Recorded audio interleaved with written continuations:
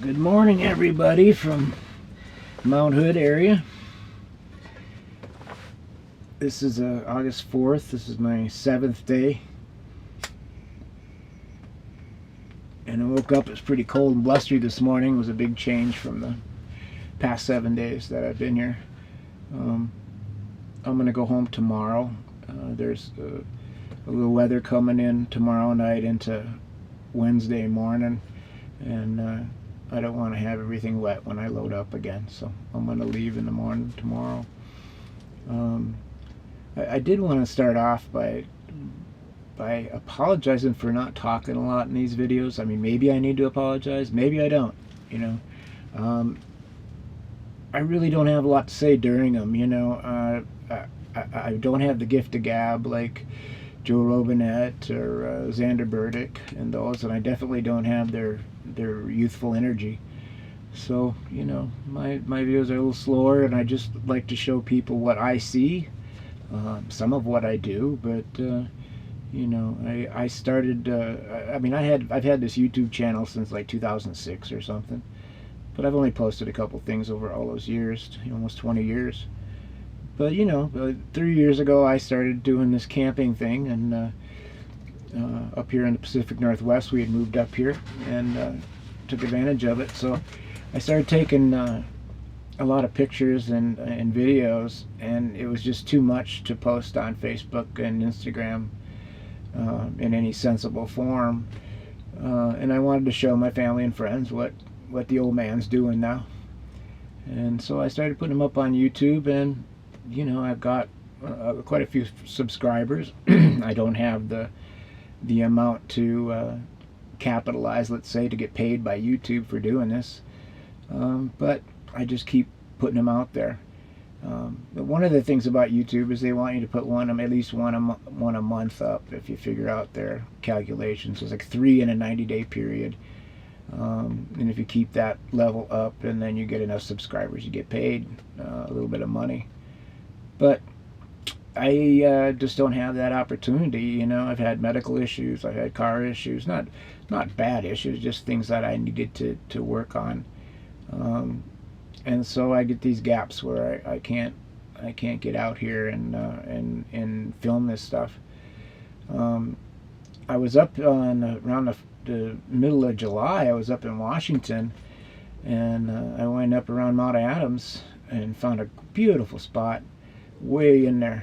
And my third day there, the night of the third day, I had a medical event show up where I couldn't breathe, and I had a really bad night. I ended up not sleeping for 2 days, and I figured I better get close to civilization just to monitor what was going on. I didn't have my blood pressure monitor with me to check what was going on.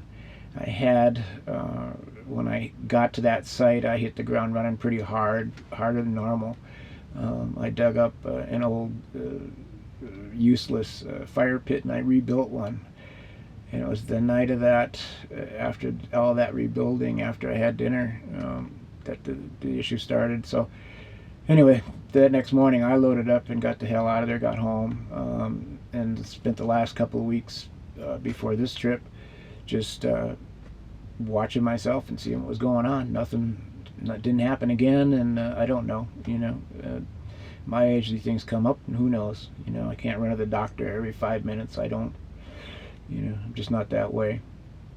But anyway, I spent the 2 weeks at home and did a little more work on the car. But you know, I had put a 2-inch lift on the car. I'd put in some off-road heavy-duty springs in the back before that trip to Washington, and then I had lifted it. I did a 2-inch lift basically with the front end and everything myself, and then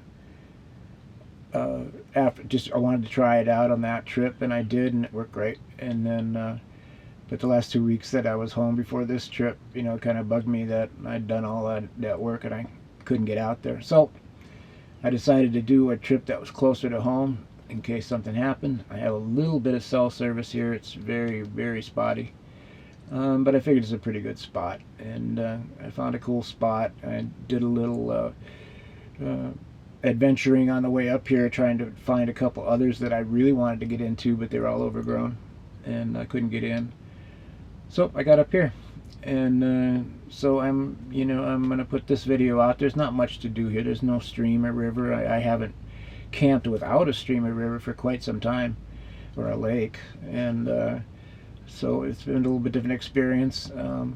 A lot less for me to do, being a fisherman and enjoying waters. So it's been a lot mellower, quiet, and it's been a really nice spot. A few people have driven up.